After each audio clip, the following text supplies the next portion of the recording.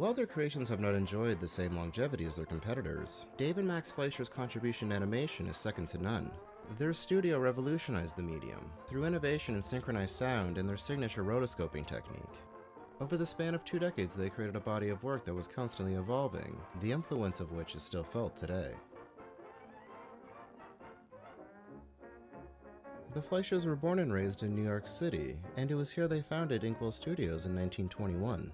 Their initial output consisted of Max's early experiments with rotoscoping, a technique that allowed him to appear in the same film as his animations.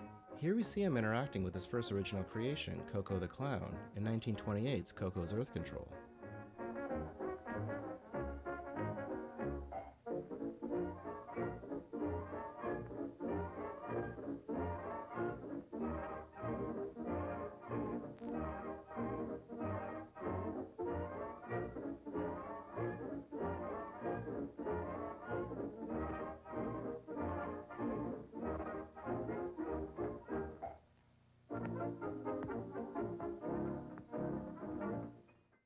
This surreal style became synonymous with the city. The animation was raw, the subjects racy. These cartoons reflected the anxieties of urban living in the midst of the Great Depression.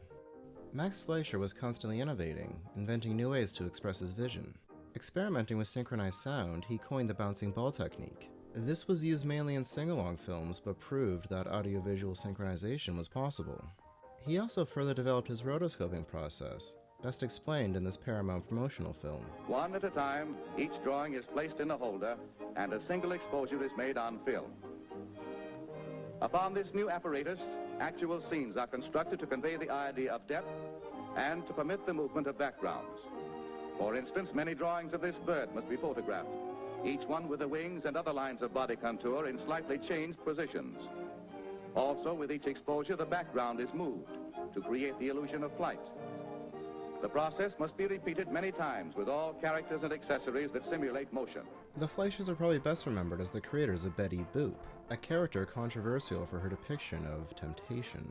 Though with the passing of the Hays Code in 1934, her antics were toned down.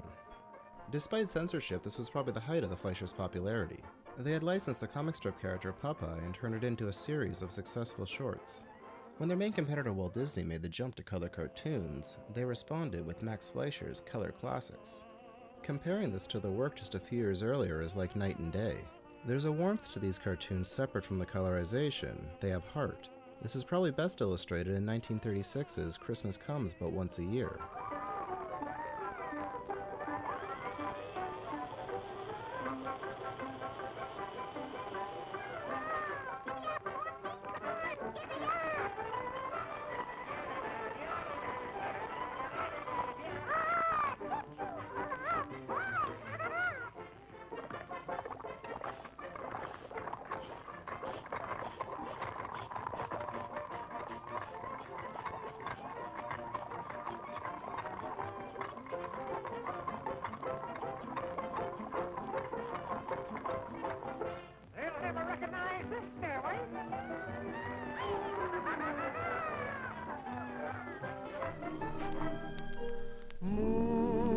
Due to the high cost of operating out of New York, Fleischer Studios moved to Miami in the late 1930s. Paramount had been distributing their films for several years, and while Max had been campaigning for the opportunity to produce a feature-length animated film, they always maintained the financial risk was too high. Only after the success of Walt Disney's Snow White and the Seven Dwarfs did long-form animation seem viable.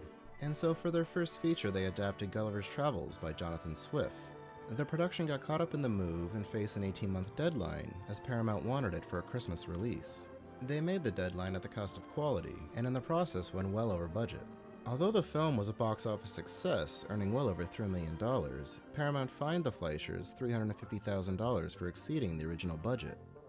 In an attempt to save the studio from financial ruin, Max acquired the rights to Superman. The series was a hit, but mental and financial stress mounted. There were personal issues between the brothers, and their relationship deteriorated. Using borrowed money, they completed their second feature, Mr. Bug Goes to Town, again a Christmas release, in 1941. By the end of that year, David quit the studio, with Max being asked to resign the following month. Having loaned the money, Paramount assumed full ownership of Fleischer Studios. The Fleischers' legacy lives on through their influence and homage. Now maybe it's the time of year. But I'm not looking at them through the lens of their art or their innovations. I'm seeing them as brothers. Dave, the younger, posing for his brother's early rotoscope experiments. In all likelihood, this is projection, a reach. It was well documented they hated each other. But I don't think it's possible to hit the collaborative, creative heights they did without the intrinsic bond of a life shared. These cartoons came from two psyches with the same experience, the same memories. Without one, there wouldn't be the other.